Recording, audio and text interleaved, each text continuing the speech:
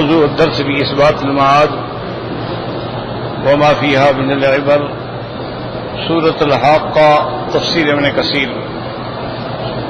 الحمد لله رب العالمين، والصلاة والسلام على أشرف الأنبياء وسيد المرسلين سيدنا محمد وعلى آله وأصحابه أجمعين۔ اللهم صل على سيدنا محمد وعلى آل سيدنا محمد كما صليت على إبراهيم وعلى آل إبراهيم في العالمين إنك حميد مجيد۔ أعوذ بالله من الشيطان الرجيم، بسم الله الرحمن الرحيم۔ الحاقة ما الحاقة وما أدراك ما الحاقة، كذبت ثمود وعاد بالقارعة، فأما ثمود فأهلكوا بالطاغية، وأما عاد فأهلكوا بريح صرصر عاتية سخرها عليهم 7 ليال و8 أيام حسوما فترى القوم فيها سرعا كأنهم أعجاز نخل خاوية، فهل ترى لهم من باقية، وجاء فرعون ومن قبله والمؤتفكات بالخاطئة، فعصوا رسول ربهم فأخذهم أخذة رابية، إنا لما طغى الماء حملناكم في الجارية لنجعلها لكم تذکرة وتعیها اذن واعیہ۔ اللہ تبارک و تعالی نے کلام مقدس کی یہ سورت مبارکہ میں قیامت کے بارے میں ارشاد فرمایا ہے، اور میں نے سابقہ دروس میں عرض کیا تھا کہ یہ 3 مسائل جو ہیں ان کو اچھی طرح سمجھ لیں، دماغ میں رکھ لیں، بٹھا لیں، کیوں یہ بنیاد ہیں، اساس ہیں۔ اگر بنیاد ہی نہیں ہوگی تو مکان کیسے قائم رہے گا؟ اور وہ 3 مسائل میں سب سے پہلا مسئلہ توحید، اور اس کے بعد دوسرا مسئلہ تھا نبوت اور رسالت۔ اور یہ بھی میں نے عرض کر دیا تھا کہ توحید جو ہے یہ فطرت انسانی کے ساتھ تعلق رکھتی ہے، اس کا سمجھنا مشکل نہیں ہے۔ اگر اللہ ناراض ہو تو الگ بات، ورنہ فطرتاً ہر بچہ جب پیدا ہوتا ہے تو دین فطرت پہ پیدا ہوتا ہے، اس کے دماغ میں کوئی شرک نہیں ہوتا، پھر ماحول اس کو بگڑ دیتا۔ ویسے بھی اگر ماحول نمازی ہے اولادیں نمازی بن جاتی ہیں، اگر ماحول شرابی ہے تو اولادیں بھی شرابی بن جاتی ہیں۔ تو توحید کا سمجھنا جو ہے، اگر انسان یعنی چاہے اور اللہ بھی راضی ہو تو بھئی بیٹھو نا، مہربانی کرو نا، کیا لا حول ولا قوت الا باللہ العلی العظیم، لا حول ولا قوت الا باللہ العلی۔ اچھا، اس کے بعد دوسرا مسئلہ جو ہے نا جی، وہ ہے نبوت اور رسالت۔ تو اس مسئلے کا سمجھنا بھی مشکل نہیں ہے، اس لیے کہ حضور پاک صلی اللہ علیہ وسلم کوئی اکیلے نبی تو نہیں ہے، آپ سے پہلے لاکھوں نبی ہوئی۔ اب خاموش تو رہو نا، مہربانی کرو نا۔ لا حول ولا قوت الا باللہ العلی العظیم۔ یہ نہیں سمجھتے کہ ایک انسان کو پڑھانے والا، اس کا تو دماغ گیا نا آپ کی طرف۔ آپ بعد میں آئے، بعد میں بیٹھے، نہیں پہنچ سکے، بس جو پہلے آئے اس کا حق ہے۔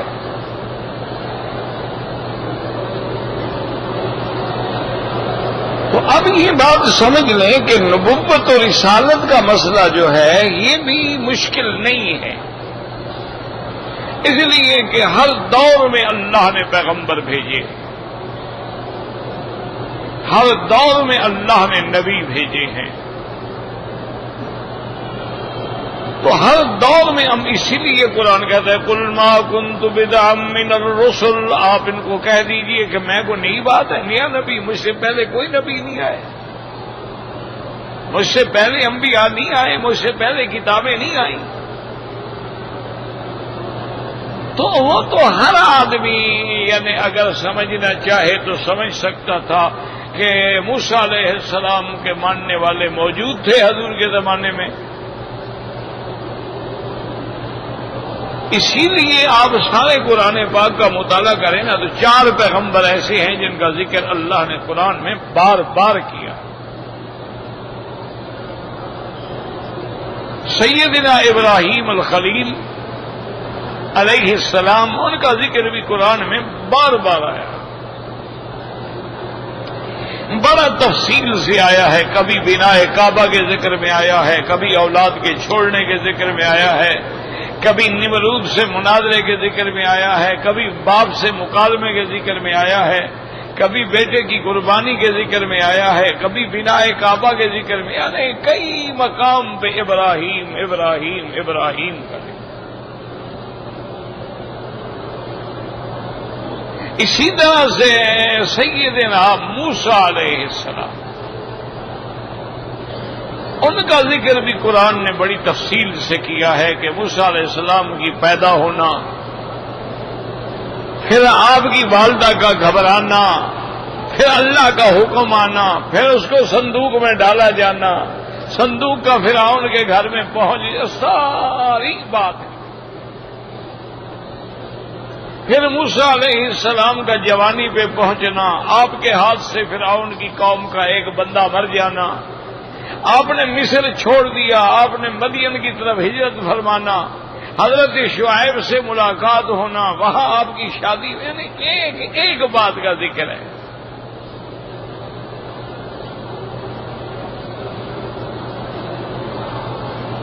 پڑھے لکھے لوگ اگر مہربانی کر کے غور کریں تو آپ حیران ہوں گے کہ بھئی سب سے افضل تو میرے آقا حضرت محمد مصطفیٰ ہے،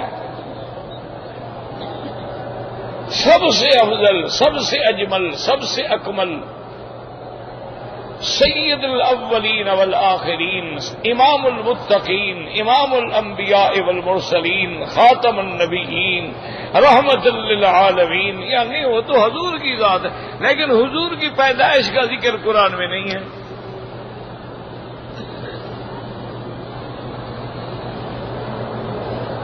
سارے قرآن میں ایک آیت میں بھی ذکر نہیں ہے حضور کی ولادت کا۔ یہ تو اللہ نے ذکر ہی نہیں کیا تو آپ میلاد منا رہے ہیں، اگر اللہ ذکر کر دیتے تو پتہ نہیں آپ کیا کرتے ہیں۔ ہماری قوم ہے نا جی، ہماری قوم بھی تو عجیب ہے نا، جو چاہا دین بنا لیا۔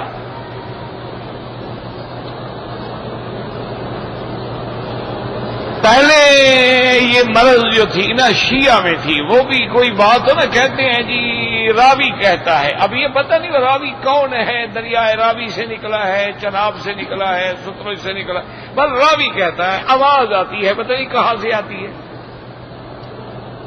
اب یہ بیماری ہمارے لوگوں میں بھی آ گئی، وہ بھی کہتے ہیں جی بزرگوں نے لکھا ہے۔ بھئی کون بزرگ؟ حدیث شریف میں آتا ہے، بھئی کون سی حدیث، کس کتاب کی حدیث ہے، اس حدیث کا مقام کیا ہے، وہ صحیح ہے، وہ حسن ہے، وہ مرسل ہے، وہ منقطع ہے، وہ معضل ہے، وہ ضعیف ہے، وہ حدیث موضوع ہے، وہ غریب ہے، اس کا مقام کیا ہے؟ بس حدیث میں آتا ہے، حدیث شریف میں آتا ہے۔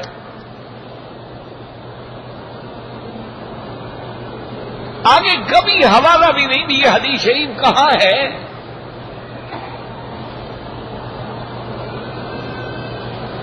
کوئی نہیں، بس حدیث شریف میں آتا ہے یا بزرگوں نے لکھا ہے۔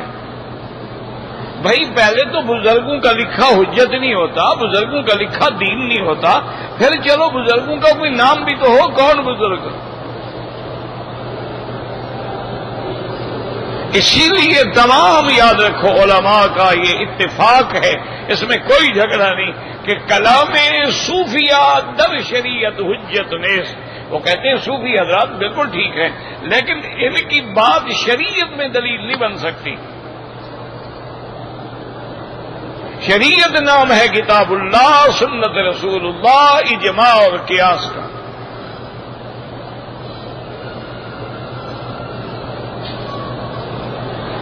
لیکن آپ اب دیکھیں حیران ہوں گے، آپ جب قرآن پڑھیں مطالعہ کریں کہ حضور پاک صلی اللہ علیہ وسلم یعنی جو سب کی امام ہیں، تمام انبیاء کی امام ہیں، جن پہ نبوت کی انتہا ہو گئی ہے، جن پر نعمت کی انتہا ہو گئی ہے، جن کے دین کو اللہ نے قیامت تک کے لیے چن لیا ہے، اس کی ولادت کا کوئی ذکر نہیں قرآن میں، یعنی اشارتاً بھی ذکر نہیں ہے۔ موسیٰ علیہ السلام کا کتنا لمبا قصہ ہے کہ ابھی موسیٰ علیہ السلام پیدا ہو رہے ہیں، ماں گھبرا رہی ہے کہ ابھی فرعون کے کارندوں کو پتہ چل جائے گا، میرے بچے کو ذبح کر دیں گے، اور میں کچھ بھی نہیں کہہ سکتی ہوں کیونکہ ان کا قاعدہ تھا کہ لڑکی پیدا ہو چھوڑ دو اور لڑکا پیدا ہو تو قتل کر دیا جائے۔ تو اللہ فرماتے وَأَوْحَيْنَا إِلَىٰ أُمِّ مُوسَىٰ أَنْ أَرْضِعِيهِ، کیا شان ہے پیغمبروں کی جن کی وجہ سے ان کی ماؤں کی طرف بھی اللہ کے پیغام آنے لگ گئے۔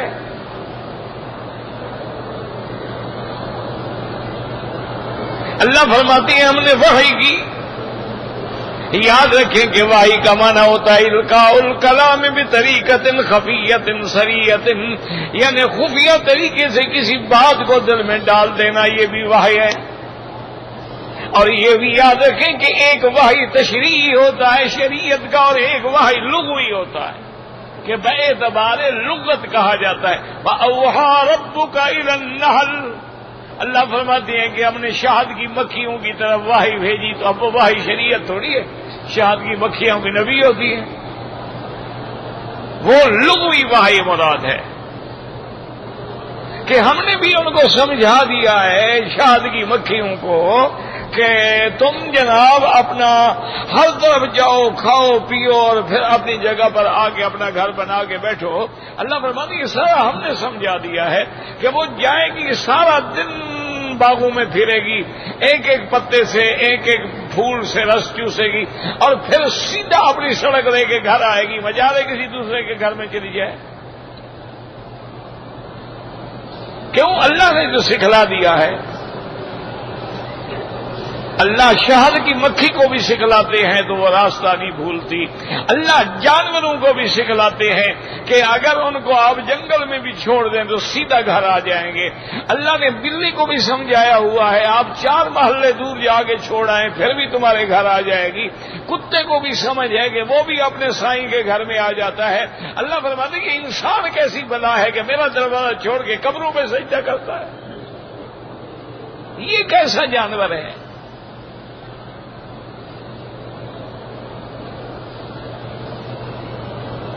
اسی لیے قرآن نے کہا، یہ میں نے نہیں کہا، نے کہا نا گواکی صاحب سردے قرآن کے اولئک کالانعام،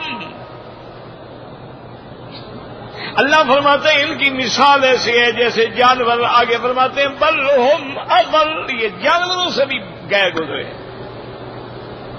جانور بھی اپنے چرانے والے کی آواز پہچانتا ہے، یہ اپنے نبی کی آواز نہیں پہچانتا۔ جانور بھی اپنے گھر کا راستہ پہچانتا ہے، یہ نہیں پہچانتا۔ اصل کیا ہے کہ اولئک هم الغافلون، یہ غفلت میں پڑے ہوئے ہیں، ان کو اس دن سمجھ آئے گی جب اللہ کے عذاب کا کوڑا برسے گا، اور اس دن سمجھ سے پھر فائدہ کوئی نہیں ہوگا۔ جب عذاب آ گیا تو پھر تو آ گیا نا، پھر کیا فائدہ ہوگا؟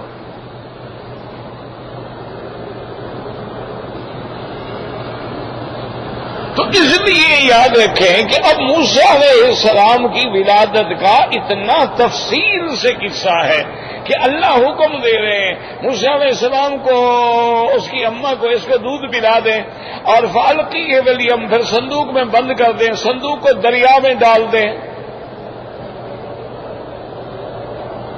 سارا واقعہ. اور اللہ بات فرما رہے ہیں آپ گھبرائیں بھی نہیں، ہم آپ کا بیٹا آپ کو لوٹائیں گے اور اس کو ہم اپنا رسول بنائیں گے، نبی بنائیں گے.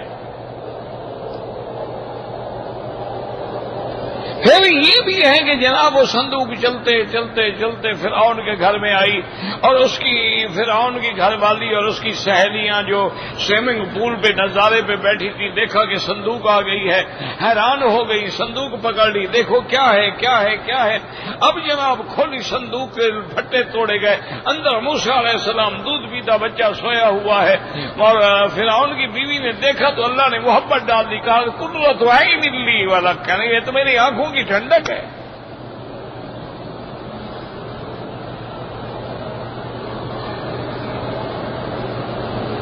تو یہ سارا ذکر موجود ہے.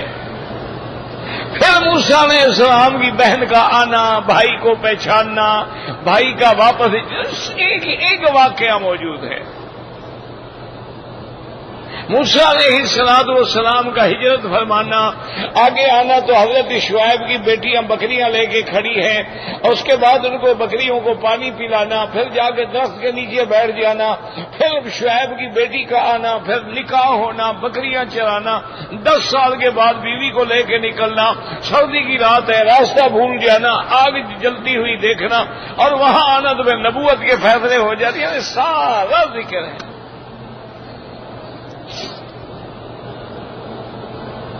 اور قرآن میں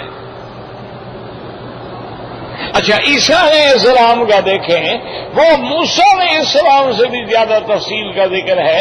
موسیٰ علیہ السلام کا قصہ تو اللہ نے ان کی ماں سے شروع کیا ہے نا، اور عیسیٰ علیہ السلام کا قصہ جو ہے وہ تو ان کی نانی سے شروع ہوا ہے.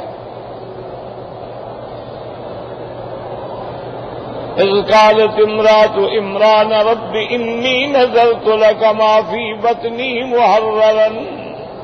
اللہ نے فرمایا جب عمران کی بیوی نے منت مانی کہ یا اللہ میں منت مانتی ہوں جو میرے پیٹ میں ہے میں تیرے دروازے کا خادم بناؤں گی. اب امرات عمران کا ذکر ہو رہا ہے. اب جب بچہ پیدا ہوتا ہے تو خدا کی شان ہے کہ وہ بچی ہے، اس کا بھی ذکر ہے. فلما وضعتها قالت رب انی وضعتها انثى واللہ اعلم بما وضعت وليس الذکر كالانثى وانی سمیتها مریم وانی اعیذها بک وذریتها من الشیطان الرجیم. سارا قرآن میں ذکر ہے.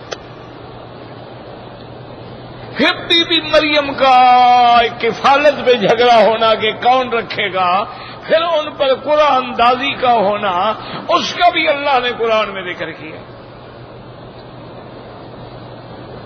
پھر حضرت زکریا کی کفالت میں آنا، حضرت زکریا علیہ السلام کا بیوی مریم کو اپنے خاص کمرے میں رکھنا اور پھر اس کمرے میں بی بی مریم کے کرامات کا ظہور ہونا کہ حضرت زکریا علیہ السلام آئے، دروازہ کھولا، بی بی مریم کے کمرے میں گئے. کلما دخل علی زکریا المحراب وجد عندها رزقا.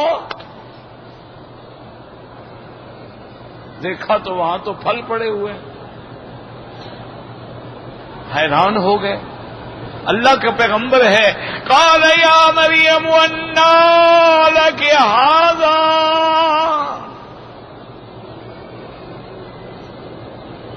حضرت زکریا نے پوچھا کہ بی بی مریم یہ کہاں سے آ گئے پھل؟ مسلمانوں ایک ایک لفظ میں عقیدہ ہے. ایمان سے کہیں اگر انبیاء عالم الغیب ہیں تو حضرت زکریا کو پوچھنے کی ضرورت تھی؟ اگر ان کو علم غیب ہے تو پتا تھا کہ کہاں سے آئے ہیں، پھر پوچھنے کی کیا ضرورت ہے؟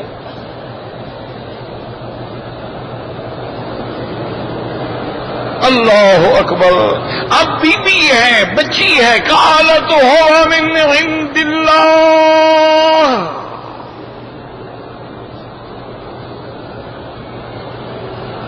کیوں؟ بی بی حضرت عمران کی بیٹی ہے، امرات عمران نے تربیت کی ہے، کفالت زکریا علیہ السلام کی ہے، اور کیسی بات کی کہا زکریا علیہ السلام آپ کیوں حیران ہو رہے ہیں، میرے اللہ نے بھیجے ہیں۔ بھائی اللہ نے کیوں بھیجے ہیں؟ آپ نے کون سی ایسی عبادت کر لی ہے، ریاضت کر لی ہے، تہجدیں پڑھ لی، اب چھوٹی سی بچی ہے، آگے مسئلہ بھی ان اللہ یرزق من یشاء بغیر حساب۔ اللہ جب دیتے ہیں تو پھر وجہ نہیں پوچھتے، وہ بغیر حساب کے دے دیتے ہیں۔ اللہ اکبر، یہاں سے سبق ملتا ہے زکریا علیہ السلام کو۔ ہنالک دعا زکریا ربہ، حضرت زکریا نے دعا کی کہ یا اللہ اگر بی بی مریم کو بغیر موسم کے پھل مل سکتا ہے تو میری بھی موسم گزر گئی ہے، میری بیوی بھی بوڑھی ہو گئی ہے، لیکن آپ چاہیں تو مجھے بھی تو پھل مل سکتا ہے، اولاد مل سکتی ہے نا۔ یہ سارا قصہ ہے۔ بی بی مریم جوان ہو گئی، سارا قصہ ہے۔ بی بی مریم کے پاس جبریل علیہ السلام آئے، سارا قصہ ہے۔ حضرت عیسیٰ علیہ السلام پیدا ہوئے، قوم کٹھی ہو گئی، اعتراض کیا، سارا قصہ ہے۔ یعنی ساری تفصیل موجود ہے، لیکن میرے مدنی پاک کی موجود نہیں ہے۔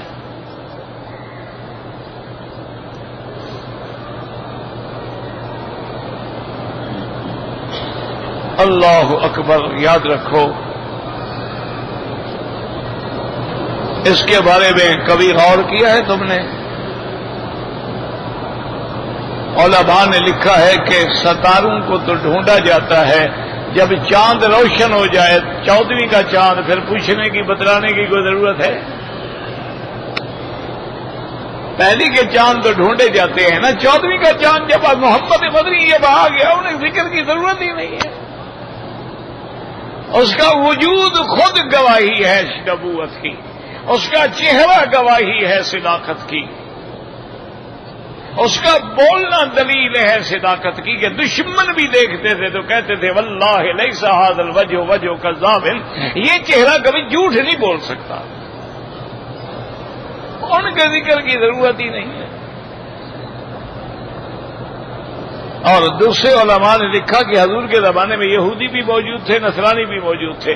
اللہ نے موسیٰ علیہ السلام کا بھی ذکر کر دیا، عیسیٰ علیہ السلام کا بھی کر دیا، اور کہا کہ جب گواہی دینے والے موجود ہیں میرا مدنی تیرے ذکر کی ضرورت ہی نہیں ہے۔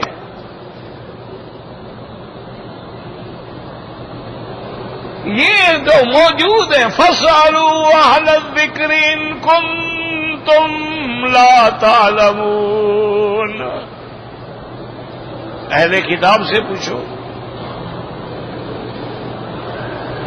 اور ہم نے پھر ان کی کتابوں میں آپ کا اتنا ذکر کر دیا ہے، یاد رکھو میرے عزیز، کہ اللہ نے جیسے اپنی ربوبیت کا عہد لیا، ایسے میرے مدنی کی نبوت کا بھی عہد لیا۔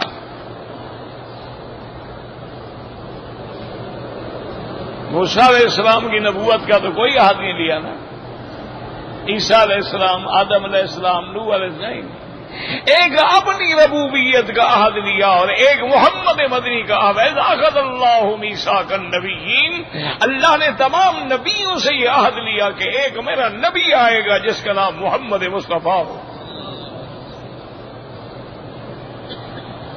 ثم جاءکم رسول مصدق لما معکم لتؤمنن به ولتنصرنہ، اتنا کافی تھا، نہ کہا کرو تو جب 1,24,000 پیغمبر سے عہد لیا گیا ہے کہ میرا مدنی آئے گا، اللہ تو جانتے تھے سب کے آخر میں آئیں گے، لیکن اللہ نے فرمایا اگر آئے تو ایمان لے آنا۔ کیا مانا؟ تمہارے دور میں نہ بھی آئے تو اس کی بشارت دینا، اس کے بارے میں خبر دینا، اور اگر آ جائے تو۔ اور پھر انبیاء نے بھی اس وعدے کو سچا کر دکھلایا کہ معراج والی رات اللہ نے 1,40,000 پیغمبر کھڑا کر دیا اور محمد کو امام بنا کے تصدیق فرما دی کہ حضور کے مقتدی بن کے نماز پڑھ لو اور تمہارا وہ عہد پورا ہو جائے۔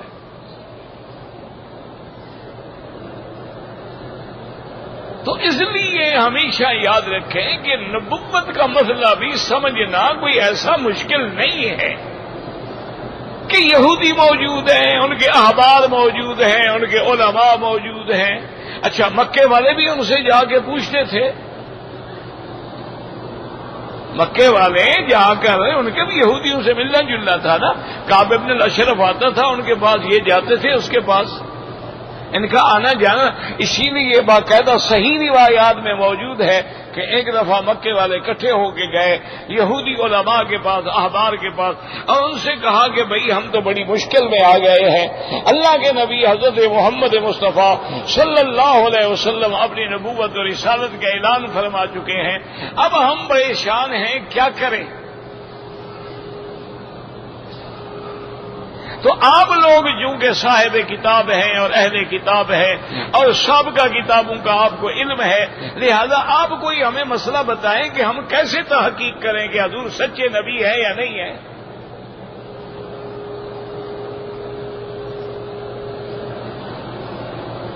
تو ان یہودی علماء نے کہا کہ ہم آپ کو 3 سوال بتلاتے ہیں اور جا کے حضور پاک سے پوچھو، اگر تینوں سوالوں کا جواب نہ دے سکیں تو نبی نہیں ہے، اور اگر تینوں سوالات کے جواب دے دیں تب بھی نبی نہیں ہے، اور اگر 2 کا جواب دے دیں اور 1 کا جواب نہ دیں تو پھر سچے نبی ہیں۔ تو باقاعدہ یہودیوں سے پوچھتے تھے، یہودیوں سے سوال ہوتے تھے باقاعدہ۔ تو یہود موجود ہیں حضور کے زمانے میں، مکے والے بڑے خوش ہوئے، حضور سے آ کے پوچھا کہ یا رسول اللہ ہمارے 3 سوال حل کر دیں۔ آپ نے فرمایا کیا سوال؟ نے کہا جی ایک تو روح جو ہے یہ کیا چیز ہے، اور دوسرا جن لوگوں نے غار میں پناہ لی تھی ان کا کیا واقعہ ہے، اور وہ کون بادشاہ تھا جو مشرق کے طلوع والے مقام پہ بھی پہنچا اور غروب والے مقام پہ بھی پہنچا ہے۔ حضور نے فرمایا میں کل جواب دوں گا۔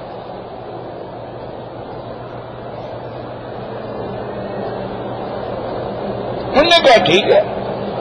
تو معلوم یہ ہوا کہ بھی ان کے تو رابطے موجود تھے نا علماء اہل کتاب سے،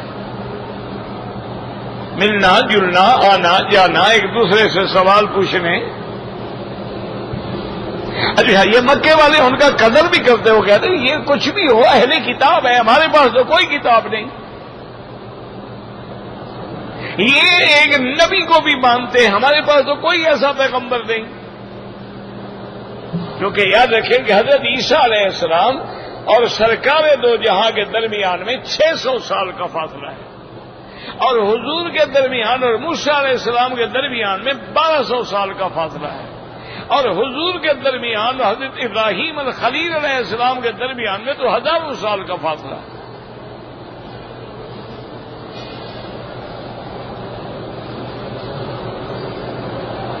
تو اس لیے یہ بات سمجھیں کہ نبوت اور رسالت ایک ہے، ضد کے نہ ماننا، اس کا تو کوئی علاج نہیں نا۔ اب آپ کو سارا دن توحید سمجھائی جائے، آپ کو سارا دن کہا جائے کہ کل خوانی بدعت ہے، لیکن جب کوئی مرے گا 3 دن کل شریف آپ ضرور کریں گے، آپ نے نہیں ماننا۔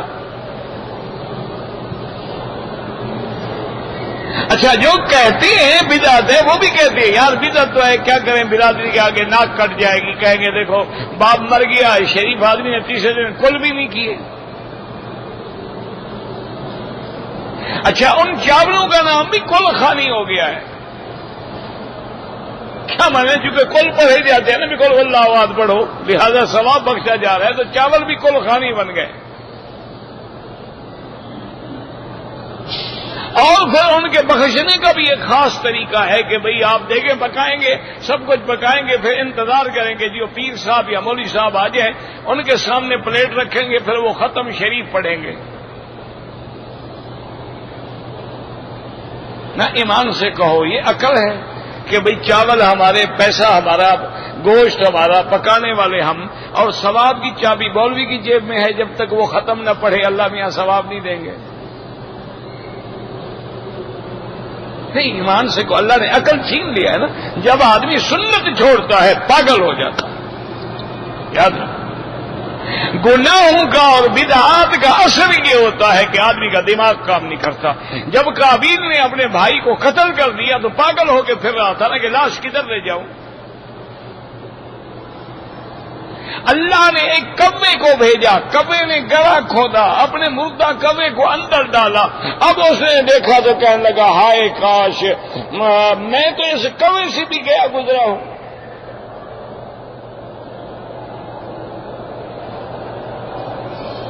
ان اکون مثل هذا الغراب فاواری سوءة اخی قال یا ویلتا عجزت ان اکون, کہ میں اتنا گیا گزرا ہوں کہ کبھی کو بھی پتا ہے کہ بھائی کو کیسے چھپانا ہے, مجھے نہیں پتا کہ مرنے کے بعد اس کو میں کیسے دفن کروں. اور علماء نے لکھا وجہ کیا ہے, جب گناہ کیا تو اللہ نے عقل چھین لی. اسی لیے جب جرم ہوتا ہے, ڈاکہ ہوتا ہے, قتل ہوتا ہے, زنا ہوتا ہے, پولیس آ کے چھوٹی چھوٹی چیزیں ڈھونڈتی ہے. وجہ کیا ہے کہ قاتل جتنا سمجھدار ہو کوئی نہ کوئی غلطی کر کے جاتا ہے اور اسی غلطی سے وہ پکڑا جاتا ہے. اسی لیے جب اہل بدعت میں پڑھتے ہیں نا, پھر اللہ کی رحمت چلی جاتی ہے, عقل کام ہی نہیں کرتا ہے. اور نہیں, یہ کہاں کا طریقہ ہے. اچھا پھر ایک عجیب ماشاءاللہ طریقہ ہے, قرآن شریف پڑھ رہے ہیں نا جی, وہ کہیں گے مولوی صاحب سے, مولوی صاحب میں نے جو 2 سپارے پڑھے ہیں نا اس کا ثواب تمہارے ملک کیا. وہ کہے گا میں نے جناب آپ کے ملک کیا. وہ کہیں گے جی میں نے بھی آپ کے ملک کیا. سارا ثواب لے کے مولوی پاگل ہو گیا, تمہارے بڑوں کو بخشے, اپنے کو کیوں نہ بخشے, تم نے تو ملک کر دیا.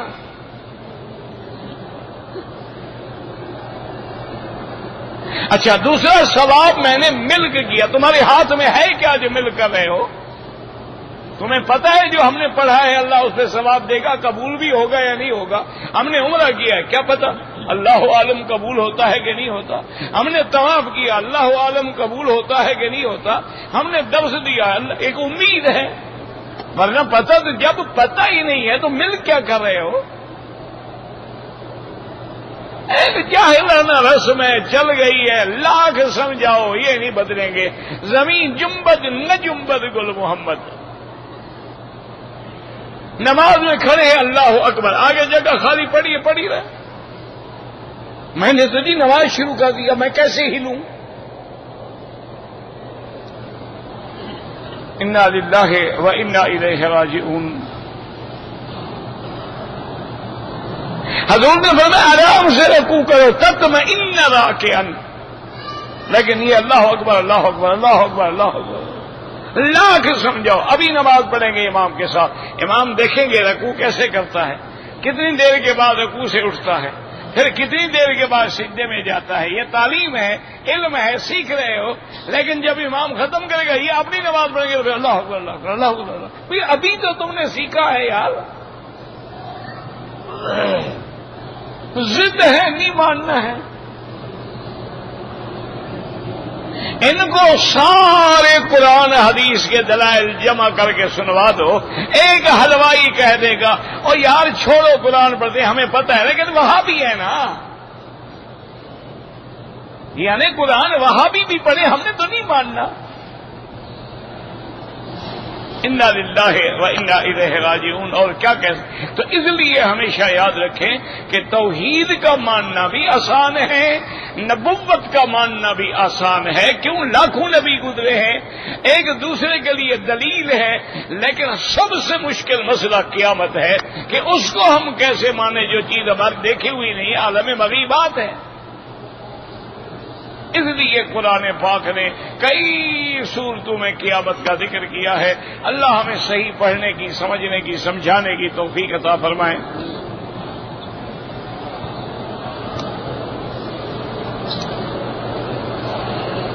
کہتے جی کہ ہمارے ہاں ایک اہل حدیث بزرگ ہیں, ان کے نزدیک 3 طلاق ایک ہوتی ہے. میرا بھائی بات سنیں, اختلاف یا لڑائی جھگڑا نہ کریں. لڑائی جھگڑا جاہلوں کا کام ہوتا ہے. تمام ائمہ اربع جو ہے نا جی, حضرت امام ابو حنیفہ, امام شافعی, امام مالک, امام احمد ابن حنبل, تمام کے نزدیک 3 ہوتی ہیں اور ایک ہوتی ہے. صرف کچھ علماء کرام ہیں جنہوں نے یہ فتویٰ دیا ہے، لیکن جمہور امت جو ہے وہ ایک طرف۔ اور دوسری بات ہمیشہ یہ یاد رکھیں کہ جہاں حرام اور حلال کی بات آ جائے تو حضور پاک نے فرمایا ہے کہ دیکھو ایک باڑ لگی ہوئی ہے تو اپنی بکریاں باڑ سے دور چراؤ، اگر قریب آؤ گے ہو سکتا ہے کہ بکری اندر منہ مار لے۔ تو اس لیے جہاں حلال حرام کا مسئلہ پیدا ہو جائے تو بچنے کی کوشش کرو، نہ کہ اس کے اندر گھسنے کی کوشش کرو۔ ہاں ایک مسئلہ سمجھ لو کہ ایک وقت میں 3 طلاقیں دینا گناہ ہے، خلاف سنت ہے، بدعت ہے۔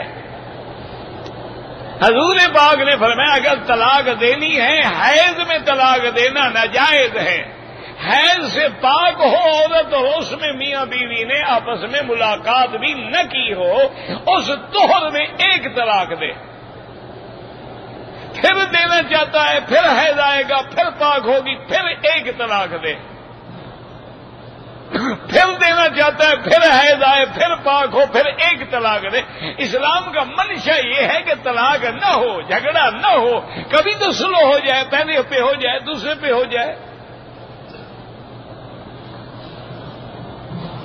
اور اگر یہ 3 پر بھی سلو نہیں ہو سکی تو اب اسلام نے پابندی لگا دی کہ فلا تحل له من بعد حتى تنكح زوجا غيره، اب یہ پہلے خاوند پہ حلال ہی نہیں ہو سکتی جب تک دوسری شادی نہ کرے۔ اور وہ شادی کیسے ہوگی؟ عدت گزارے، عدت کے بعد شادی کرے، اور وہ بھی کرائے کا گھوڑا نہ ہو، صحیح نیت سے شادی کرے، اگلا مر جائے یا خود طلاق دے تو پھر پہلے شوہر سے شادی کر سکتی ہے۔ آپ کے ملک میں ایک جج صاحب تھے، اللہ عالم زندہ ہے یا فوت ہو گئے، بہرحال بہت ہی اچھا آدمی تھے اور کافی مطالعہ بھی تھا۔ تو مجھے کہنے لگے مکی صاحب یہ مسئلہ ہمیں بڑا پریشان کرتا ہے، خاص طور پہ جب ہم باہر جاتے ہیں، کافروں کے سامنے مشکل ہوتی ہے کہ بھی 3 طلاقیں تو مرد نے دی ہے، سزا عورت کو دی جا رہی ہے کہ اگر وہ شادی کرنا چاہتی ہے تو پہلے کسی اور کی بیوی بنے۔ تو زیادتی تو خاوند نے کی ہے، عورت نے تو 3 طلاقیں نہیں لینی تھی، نہ اس نے درخواست دی ہے کہ مجھے 3 طلاقیں دو، اس کی سزا ہو رہی ہے کہ تم نہیں پہلے اور آدمی سے شادی کرو۔ تو سزا تو خاوند کو ہونی چاہیے تھی، نہ کہ بیوی کو۔ تو اس ناانصافی پہ ہم بڑے پریشان ہوتے ہیں۔ میں نے کہا جج صاحب اصل مشکل یہ ہے کہ آپ لوگوں نے قرآن تو پڑھا نہیں، پڑھا بھی ہوگا تو بس رسمن پڑھا ہوگا۔ اچھا علماء سے بھی آپ کی بنتی نہیں، سرکاری مولوی جو ہے ان کو آپ بلاتے ہیں۔ میں نے کہا حضرت مسئلے کو سمجھیں، اسلام نے عورت کو سزا نہیں دی۔ اب 3 طلاقوں کے بعد اگر عورت پہلے شوہر کے بعد نہ جانا چاہے تو اس کو شادی کرنی پڑے گی؟ نہیں کرنی پڑے گی نا۔ اگر جانا چاہتی ہے تو یہ عورت خود مر رہی ہے نا، تو اب سزا بھگتے۔ اسلام یہ کہتا ہے کہ جس بدبخت نے تمہیں 3 طلاقیں دے کے گھر سے نکالا ہے پھر اسی جگہ جانا چاہتی ہو۔ اسلام اس کو بچانا چاہتا ہے کہ اس جہنم سے نکل آئی ہو، اب بچو۔ یہ اگر خود مرنا چاہتی ہے تو کرے دوسری شادی، پھر بھی اسلام اس کو بچانا چاہتا ہے کہ دوسرے شوہر کے ساتھ دل لگ جائے تاکہ پہلے کے بعد نہ جائے، جان چھوڑے۔ اور اگر اتفاق سے وہ مر جائے یا طلاق دے تو پھر پہلے شوہر سے شادی کر سکتی ہے۔ تو وہ خود چاہتی ہے نا، اسلام تو حکم نہیں دے رہا کہ ایسا کرو، خود چاہتی ہے تو پھر سزا بھگتے۔ اسلام تو اس کی حفاظت کر رہا ہے۔ تو اس لیے یاد رکھو اگر حیض میں طلاق دیتا ہے یا عورت حاملہ ہے طلاق دیتا ہے یا ایک مجلس میں 3 طلاقیں دیتا ہے، یہ خلاف سنت ہے، لیکن طلاق تو ہو جائے گی، اس کو خلاف سنت کا گناہ ہوگا، لیکن یہ نہیں ہے کہ طلاق نہیں ہوگی، طلاق ہو جائے گی۔ جیسے کوئی آدمی وضو کر کے پسٹل چلائے تو گولی لگے گی، اگر بغیر وضو مارے تو پھر نہیں لگے گی، چونکہ وضو نہیں کیا اس نے ابھی۔ یہ کیا مسئلہ ہے؟ یہ ہے کہ اس نے سنت کے خلاف کیا ہے، گناہگار ہے، اس کو توبہ کرنی چاہیے۔ لیکن اگر کر دیا ہے تو پھر ادھر حضور کی یہ بھی تو حدیث موجود ہے نا کہ ثلاث جدہن جد وہزلہن جد النکاح والطلاق والعتاق. 3 چیزیں ہیں جن کی حقیقت بھی حقیقت ہے، مذاق بھی حقیقت ہے. ایک نکاح ہے، طلاق ہے اور عتاق ہے. تو طلاق تو ہو جائے گی چاہے مذاق کرے، طلاق تو ہو جائے گی چاہے کہے جی میں تو ویسے ڈرا رہا تھا، طلاق تو ہو جائے گی کہے جی میں تو ڈرامہ کر رہا تھا. تو ڈرامے ہم ابھی بنے ہوئے تھے، وہ حقیقی نہیں تھے، لیکن تھے تو تم نا. طلاق ہو جائے گی. تو اس لیے ہمیشہ یاد رکھیں، بہرحال جمہور کا مسئلہ یہی ہے، باقی تم جانو، جو بھی فتویٰ دے گا اس کی ذمہ داری اسی پہ.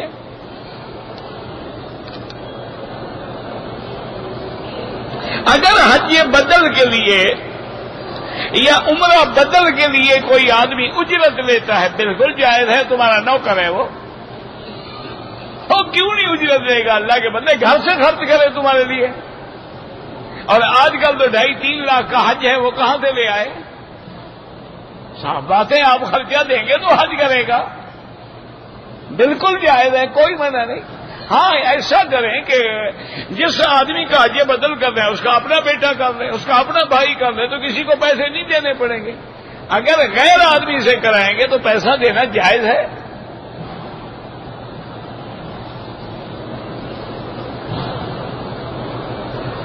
کہتے جی کہ ہم غار ثور میں گئے تھے اور ننگے پاؤں چڑھے تھے. بہرحال یہ ایک ادب کی بات ہے کہ شریعت کا حکم جانے کے بارے میں بھی نہیں ہے، اور ننگے پاؤں کا تو مسئلہ ہی نہیں ہے نا.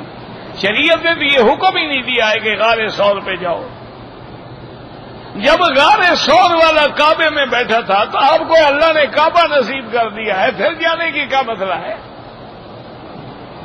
اگر کوئی جاتا ہے کوئی منع نہیں، اگر اس نے ادباً جوتا اتار دیا کوئی منع نہیں. 2-3 طواف اکٹھے کر لیں، بعد میں 2 رکعت پڑھ لیں، بالکل جائز ہے. ہر طواف کے بعد 2 رکعت پڑھنا افضل ہے، اعلیٰ ہے، اولا ہے. لیکن اگر کوئی 2-3 طواف کرے تو وہ بھی جائز ہے. افضل یہ ہے کہ ہر طواف کے بعد 2 رکعت پڑھو. لیکن مثلا ایک آدمی نے عصر کے بعد طواف کیا ہے، اب وہ تو اوقات مکروہ ہیں، وہ تو 2 رکعت پڑھ نہیں سکتا. اور نے کہا چلو بھائی ہم دوسرا طواف کر لیتے ہیں، ہم تیسرا طواف کر لیتے ہیں، کوئی حرج نہیں.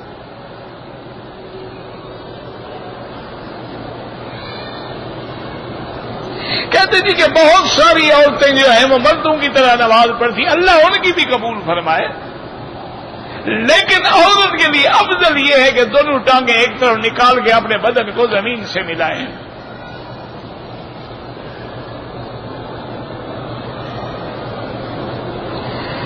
اگر عمرے کا طواف کر رہے ہیں، ایک ہی چکر ہوا، اذان ہو گئی، تو نماز جو ہے اجتماع ختم کریں. اجتماع طواف کے لیے ہوتا ہے، نماز کے لیے نہیں ہوتا. اپنی نمازوں کو مکروہ نہ کریں، پوری طرح کپڑا اوڑھ کے پھر نماز پڑھیں.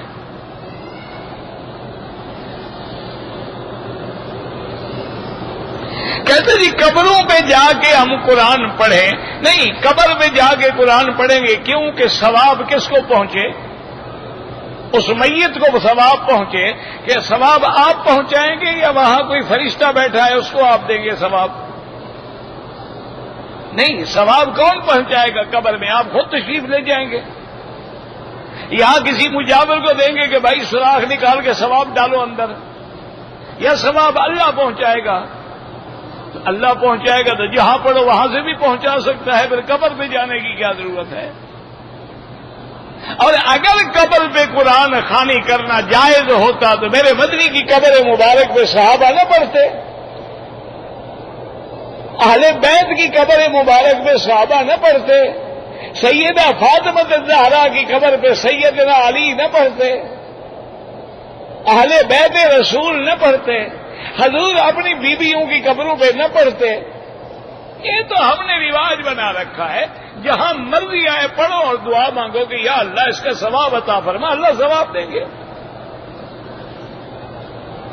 اچھا ایک بات یاد رکھو، ہمارے ہاں بھی قبروں پر جو قرآن پڑھتے ہیں نا مولوی حافظ میری برادری، وہ بھی کوئی بڑا آدمی مر جائے تو قبر پہ جاتے ہیں. کبھی غریب کی قبر پہ بھی گئے ہیں پڑھنے کے لیے؟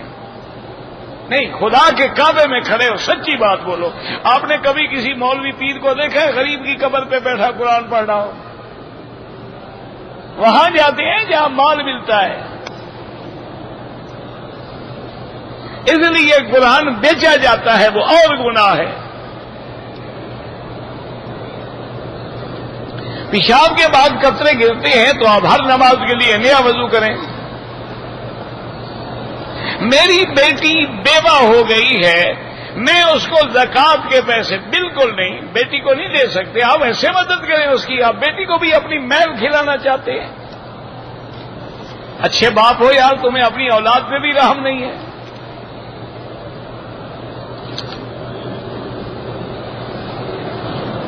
نماز حاجت کا معنی ایسے جیسے آپ نماز پڑھتے ہیں، حدیث میں اذا حجبہ امر بادر الى الصلاۃ، جب میرے مدنی پاک کو کوئی تکلیف کوئی کام پیش آتا تو فوراً نماز شروع کر دو۔ جیسے نماز پڑھتے ہو ایسے نماز ہے، بس نیت یہ ہو کہ اللہ اس نماز کی برکت سے ہماری مشکلیں حل کر دے۔ واستعینوا بالصبر والصلاۃ۔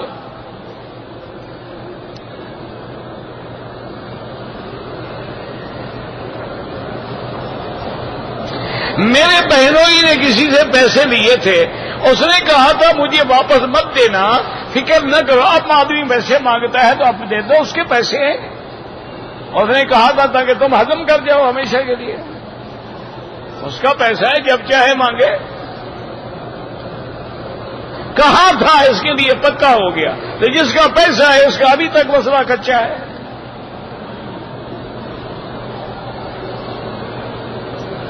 اگر ہوٹل سے عمرہ با احرام باندھ کے عمرہ کرے بالکل نہیں ہوتا، لازماً حد حرم سے باہر جانا ہوگا، چاہے مسجد عائشہ جائے، جیرانہ جائے، کہیں جائے۔ اللہ کے بندے، اگر حرم سے بیٹھ کے عمرہ ہوتا تو بی بی عائشہ بھی اور حضور حرم میں تو موجود تھے، معابدہ میں خیمے لگے ہوئے تھے۔ جب حضور حج کے بعد آئے حرم میں بیٹھے تھے نا، تو حضور ان کو کیوں بھیجتے تنیم؟ کہتے احرام باندھو، جا کے عمرہ کرو۔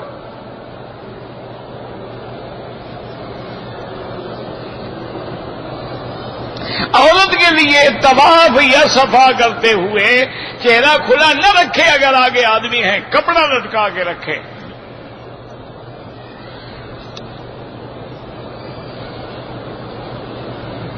کہتے ہیں جی کہ ہمارے یہاں محفل نعت ہوتی ہے اور ایک باقاعدہ سٹیج بناتے ہیں، پھر اعلان کرتے ہیں کہ ابھی حضور پاک یہاں تشریف لے آئیں گے۔ اچھا، اگر حضور آپ کی مجلس میں تشریف لے گئے تو جو مدینے پاک میں صلاۃ و سلام پڑھ رہے ہیں وہ کس نے پڑھ رہے ہیں؟ وہ تو آپ کے پاس چلے گئے حضور۔ اچھا، اور ایک دن میں کتنی مجلسیں ہوں گی دنیا میں؟ کم سے کم 1 لاکھ، یعنی ہر وقت حضور چل رہے ہیں تمہاری مجلسوں کے لیے۔ انا للہ و انا الیہ راجعون، یعنی یہ نہیں آنا چاہتے نبی کے دروازے میں، نبی وہاں آئے۔ بڑے اچھے عاشق ہو بھائی۔ خودکشی کرنے والے کی نماز جنازہ ہوگی، مسلمان ہے، گناہ گار ہے۔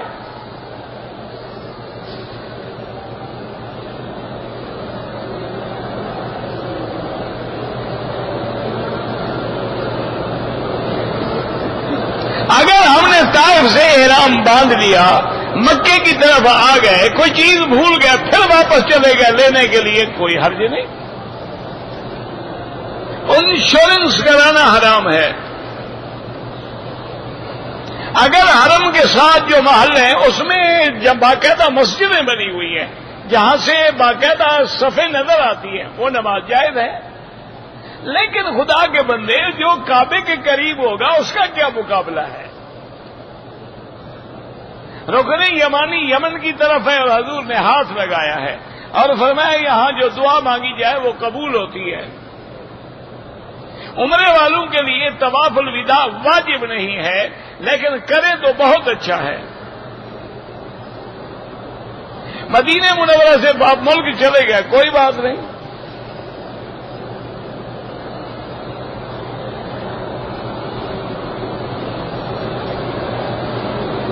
بہرحال اگر والدین اجازت نہ دے تو ملک نہ چھوڑو۔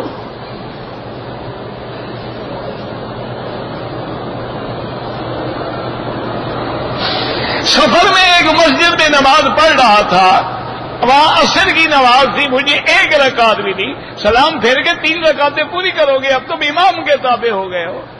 یہی تو ہم نے کہا نا کہ امام کے بغیر گزارا ہی نہیں، حالانکہ تم مسافر ہو لیکن امام مقیم ہے، نماز پوری پڑھو گے۔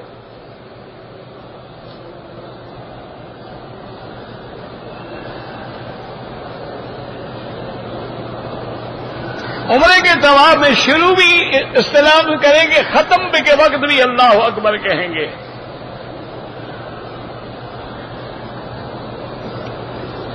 دعا سے تقدیر بدل جاتی، اگر تقدیر میں یہ لکھا ہے کہ میرے بندے نے یہ کام کیا تو میں یہ بدلہ دے دوں گا، وہ تقدیر معلق ہوتی ہے۔ ایک آدمی کو کینسر ہے، اللہ شفا عطا فرمائے، نیت یہی ہے جو ہم دل میں کر کے بیٹھے ہیں، زبان سے کہنا ضروری نہیں ہوتا۔ مقام النیت القلب، دل ہے، وہ تو ایک استحضار ہے، یاد کرانے کا ذریعہ ہے، ورنہ نیت تو دل میں ہوتی ہے۔ کہتے جی کہ شوہر کے لیے بیوی کے پستان چوسنا جائز ہے، بیوی ہے تمہاری، سب کو چوس سکتے ہو، اور فائدہ بھی ہے نا جی، بیوی کی بیوی ہے، دودھ کا دودھ بھی دے گا۔ انا للہ و انا، اور فلمیں دیکھو، انا للہ و انا الیہ راجعون۔ اللہم ربنا آتنا فی الدنیا حسنۃ وفی الآخرۃ حسنۃ وقنا عذاب النار۔ ربنا ظلمنا انفسنا ان لم تغفر لنا وترحمنا لنکونن من الخاسرین۔ یا اللہ عالم اسلام کی عزت کا فیصلہ فرما، یا اللہ بیماروں کو شفا عطا فرما، بے حیاؤں کو حیا عطا فرما، بے دینوں کو دین عطا فرما، بے اولادوں کو اولاد عطا فرما۔ یا اللہ مسلمان جس ملک میں ہیں ان کی جان مال آبرو عزت کی حفاظت فرما۔ یا اللہ ہماری بیماریاں پریشانیاں سب اپنی رحمتوں سے دور فرما دے۔ یا اللہ ہمیں مانگنا بھی نہیں آتا، بغیر مانگے عطا فرما۔ یا اللہ اپنے دین کے کام کرنے والوں کی قدم قدم پہ حفاظت فرما۔ صلی اللہ تعالی علی خیر خلقہ سیدنا محمد وعلی آلہ وصحبہ اجمعین۔ اللہم صل علی سیدنا محمد وعلی آل سیدنا محمد کما صلیت علی ابراہیم وعلی آل ابراہیم۔